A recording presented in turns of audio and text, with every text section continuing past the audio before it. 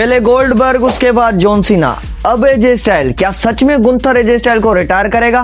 Fin baler और CM Punk की match में आज सीएम पंक को बू मिला है, वो भी तगड़ा वाला। ये क्यों हुआ, कैसे हुआ, सारी बातें करते हैं आज, क्योंकि आज करने वाले हैं मंडे नाइट रॉ का रिव्यू। तो चलते हैं सीधा वीडियो की तरफ। शो की शुरुआत होती है गुंथर से, जहां पे गुंथर आ ही रहा था तब चैंट चल रहे थे यू टैप्ड आउट के। तो वो चीज देखकर अच्छा लग रहा है कि गुंथर का एक ऐसा कैरेक्टर बनाया है जिसको लिटरली कोई भी पसंद नहीं करता। फिर गुंथर आके बोलता है कि चिल करो, और लास्ट वीक एजे स्टाइल ने गलती कर दी। वो भूल गया था कि वो किसके साथ खड़ा है इस रिंग में। वो खड़ा था greatest wrestler of all time के साथ, वो खड़ा था लॉन्गेस्ट रेनिंग इंटरकॉन्टिनेंटल चैंपियन के साथ, और 2 टाइम वर्ल्ड हेवीवेट चैंपियन, और वो बंदा जिसने गोल्डबर्ग को हराया, और वो बंदा जिसने जॉन सीना को टैप आउट करवाया। लेकिन मुझे अब इन सब बातों में नहीं पड़ना, मुझे अपना वर्ल्ड हेवीवेट टाइटल वापस चाहिए। इसलिए मैं डिक्लेयर कर रहा हूँ खुद को रॉयल रंबल 2026 में। तभी वहां पे आ जाता है एजे स्टाइल,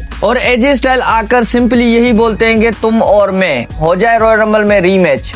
जिस पे गुंथर बोलते हैं कि भाई तूने सुना नहीं, मैंने पहले ही बोला कि मैं रॉयल रंबल जीतने वाला हूं, तो मैं डबल ड्यूटी तो बिल्कुल नहीं करने वाला, इसलिए जवाब मेरा रहने वाला है नो। फिर एजे स्टाइल दिमाग से खेलने की कोशिश करते हैं। एजे स्टाइल उसको बोलते हैं कि तू डर गया, और ये तू भी जानता है, मैं भी जानता हूँ, तेरा हाथ तो ऊपर था लेकिन तू जीता नहीं। मैंने खुद को हराया तुझ पे रहम करके, वरना तेरी बॉडी से मैं ये टांग अलग कर सकता था। और अगर तू डर रहा है तो सीधा बोल दे, हम दोनों मूव ऑन हो जाएंगे। मैंने पहले ही प्रूव कर दिया मैं तुझसे ज्यादा बेटर हूँ, और इसीलिए मेरा जवाब होने वाला है नो।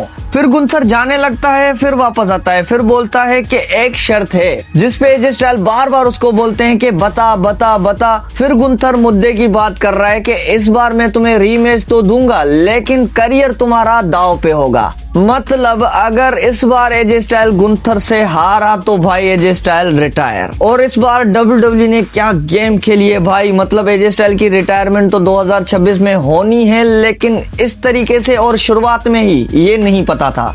और मैं सच में चाहता हूँ कि भाई इतना जल्दी नहीं एजे स्टाइल को रिटायर होना यार। मतलब मैं चाहता था कि रॉयल रंबल जीते और एक आखिरी टाइटल रन हो, लेकिन इस तरह से एंड होगा मुझे बिल्कुल पसंद नहीं आएगा। फिर एजे स्टाइल का बैक स्टेज सेगमेंट आता है जनरल मैनेजर के साथ, जिसपे जनरल मैनेजर उसको बोलते हैं कि भाई सोच ले। फिर एजे स्टाइल बोलते हैं कि मैं अपनी वाइफ से पूछकर आता हूँ। उसके बाद एक और सेगमेंट होता है जिसमें वाइफ से पूछकर आ जाता है। फिर एजे स्टाइल बोलता है कि मैं भी वही सोच रहा था जो मेरी वाइफ सोच रही थी, उस गुंथर का तो पिछवाड़ा तोड़ना है। हाँ तो भाई फाइनली ऑफिशियल हो गई गुंथर वर्सेस एजे स्टाइल की मैच। मतलब ये मैच होने वाली है ईगो वर्सेस करियर के बीच में। एजे स्टाइल को गुंथर का ईगो खत्म करना है और गुंथर को एजे स्टाइल का करियर। लेकिन मैं इस बार दिल से चाहता हूँ कि एजे स्टाइल ये मैच ना हारे। फिर एक और बैक स्टेज सेगमेंट आता है जहां पे हमें पता चला कि निटेलिया रिटर्न हो चुकी है, मैक्सिन के साथ दिखी, जिसपे निटेलिया मैक्सिन को बोलती है कि आज मैं तेरे कॉर्नर में आने वाली हूं तेरी मैच में। उसके बाद इनका मैच स्टार्ट होता है Maxxine Dupri versus Becky Lynch का, वो भी वुमेन्स इंटरकॉन्टिनेंटल चैंपियनशिप। और भाई जब भी मैं मैक्सिन को रेसल करते हुए देखता हूँ मुझे एक ही ख्याल ज़हन में आता है कि जब भी WWE किसी नए सुपरस्टार को पुश देती है तो वो इतना खास पसंद नहीं आता, लेकिन मैक्सिन की परफॉर्मेंस लोगों को और सबको पसंद आ रही है। मतलब मैक्सिन की परफॉर्मेंस में कुछ तो कमाल है, लेकिन एंड में क्या होता है पूरा शौक ही कर दिया भाई निटेलिया ने। आज तो एक टर्नबकल निकला हुआ था, बेकी लिंच सीधा जाके उसमें लगती है, उसके बाद मैक्सिन किक लगाकर उसको पिन करती है, तभी वहां पे निटेलिया बेकी लिंच की लेग उठा के रोप पे रख देती है। मतलब निटेलिया तो मैक्सिन के साथ थी भाई, ये क्या कर दिया।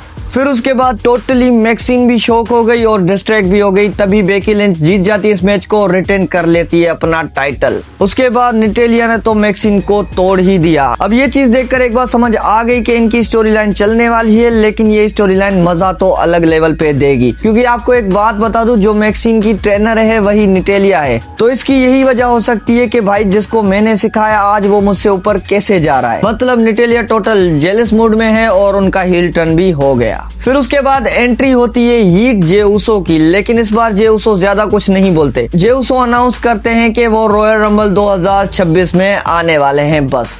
और ये चीज देखकर न्यू डे को बिल्कुल अच्छा नहीं लगा। न्यू डे जनरल मैनेजर से टाइटल मैच की डिमांड करते हैं और उनको टाइटल मैच जनरल मैनेजर दे भी देता है। फिर न्यू डे बड़ा खुश हो रही थी कि आज हमारी मैच होगी, लेकिन जनरल मैनेजर बोलता है भाई आज नहीं, नेक्स्ट वीक तुम्हारा फेटल 4-वे मैच होगा और उसमें से जो जीतेगा वो होगा number 1 contender for tag titles. फिर बेकी से सेगमेंट आता है पॉल हेमन और जनरल मैनेजर का, जिसमें पॉल हेमन आकर बोलते हैं कि तू खुश है, जिस पे जनरल मैनेजर बोलता है कि हाँ मैं खुश हूँ क्योंकि ब्रोन ब्रेकर नहीं है और कोई लफड़ा नहीं होने वाला। और जनरल मैनेजर ने ये भी बता दिया कि 6 मैन टैग मैच में पॉल हेमन तो होंगे, लेकिन साथ साथ एडम पियर्स भी वहाँ पे होंगे। फिर उसके बाद 6 मैन टैग मैच होता है पेंटा, डाइगन ली और रे Mysterio versus Austin theory, Logan Paul और ब्रॉनसन रीड के साथ। मैच तो कमाल था, तीनों लुचाडोर्स ने क्या उड़ा के मारा है भाई इस बार विजन को। लेकिन एंड में लोगन पॉल क्या करता है, अपना ब्रेस नकल दे देता है ऑस्टिन थ्यूरी को।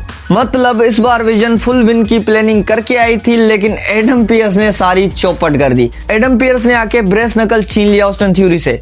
फिर वो पॉल हेमन से बहस करते करते वो ब्रेस नकल रख देते हैं रिंग साइड पे, और आज विजन का गेम उसी पे ही उल्टा पड़ गया। वो ब्रेस नकल उठा लिया रे मिस्टेरियो ने उठा के और ऑस्टिन थ्यूरी को क्या पंच दिया। ऑस्टिन थ्यूरी को जैसे ही पंच दिया उसके बाद पेंटा ने मैक्सिकन डिस्ट्रॉयर लगाकर ये मैच विन कर ली। मतलब आज देखकर समझ आ गया कि भाई अगर विजन में ब्रोन ब्रेकर नहीं है तो विजन कुछ भी नहीं। और जिस तरह से ऑस्टिन थ्यूरी की हाइप चलाई थी कि भाई ये रिटर्न हो रहा है, ये ऐसा होगा वैसा होगा, ऐसा कुछ नहीं हो रहा भाई। आज पिन भी ऑस्टिन थ्यूरी को ही करवाया है। मतलब एक रेसलर को अच्छा पुश देके और अच्छे से गिराना WWE से कोई सीखे।